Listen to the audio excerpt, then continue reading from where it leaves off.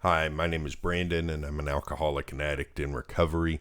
One of the things that I've talked about before in a past video is that it's nice in recovery to not feel like I have to constantly prove that I know what I'm talking about.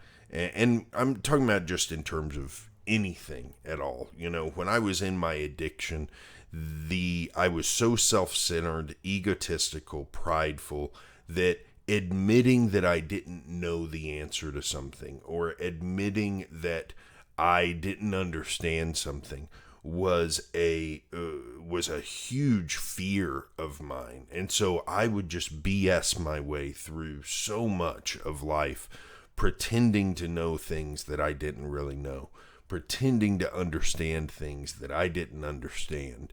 And not only was that exhausting, but it created situations where then other people either, one, called me out on my BS and thought I was full of it, or two, thought that I understood things that I didn't understand, and that created problems for both of us later on down the line.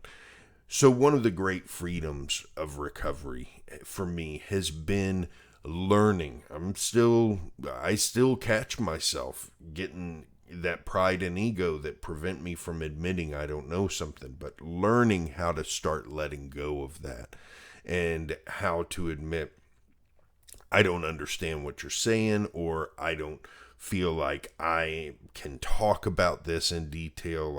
I don't understand it well enough to do that. And the whole reason that this came up is I was trying to do a video this morning on something I read in When Bad Things Happen to Good People by Harold Kushner. And it was a follow-up to the video I did yesterday about what he says about Job. And he presents some really cool ideas in the book that I wanted to share my thoughts about, but I was just having a hard time getting my thoughts together. And I kept making these videos that it sounded like me bullshitting my way through it. And I deleted them because I felt like I wasn't really presenting an authentic version of myself. I was trying to be an expert at something that I'm not, you know. And the fact of the matter is, it feels good to not have to do that. It feels good to be able to say, I'm having trouble putting this into words, and maybe I'll try again someday. I don't know. The point is that when I spent so much energy in my addiction presenting this false self and trying to build up this image that was basically an image to protect my own pride and ego, the energy I put into maintaining that caused problems for me with other people because they didn't know what I did and didn't know. So when especially at work, you know, the classic example is you're in a meeting with other people and someone says something and you don't understand it. What do? Do you hope that it gets explained later? Do you hope someone else raises their hand and says, hey, what's that? Or are you the person who stands up and says, can you explain that? I'm not familiar with that. And I was always, for a long time in my life, I was the person who would stand up and say, I don't understand that. Can you explain that? But something happened along the way. My pride and ego and my fear around getting those two things hurt in any way ballooned, and I stopped doing that. And I've got some ideas about when that happened. I'm not going to get into that now, but I've got some ideas about when that happened and why that happened and my part in making that happen. But regardless, it's important to me, and I'm still not good at it. I still get scared in those moments where I'm in a group of people, I don't know what's going on, and I have to force myself to speak up and say, hey, is now a good time for someone to explain this to me? And, worst thing that happens is someone says, let's pull up a side meeting with the two of us and I'll talk to you about it later. That's the worst thing that usually happens. I'm never ridiculed by people for not understanding something.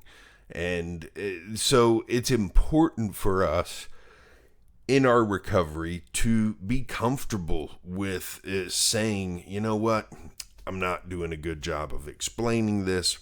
I'm not going to try to explain something I don't fully understand. I'm not going to BS my way through it, and to be authentic.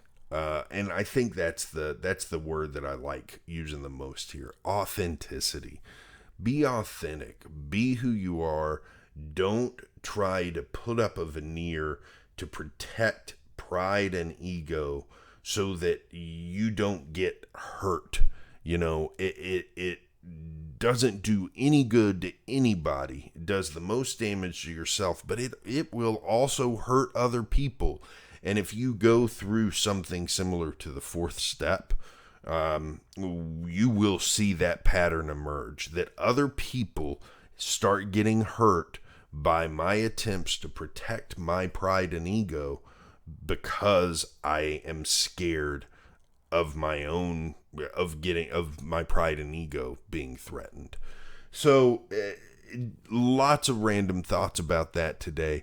It was something that hit me when I kept trying to put together these videos and trying to speak eloquently about this thing that clearly, dude, this guy says it all. You want to hear about Job and arguments about different things to think about when, considering suffering, when considering the unjust nature of the world. Read what this guy has to say about the book of Job. I'm going to keep reading the book, may have some things to come back to about it as I continue reading, but this was one where I had to say, leave it to the author. He says it best. Good opportunity for me to realize that sometimes, I don't have to be the expert, and I gotta check my ego at the door, let someone else say it better, be willing to speak up when I don't know what something means. And so that's it for today. I hope you have a good day, and I'll be back here tomorrow with more.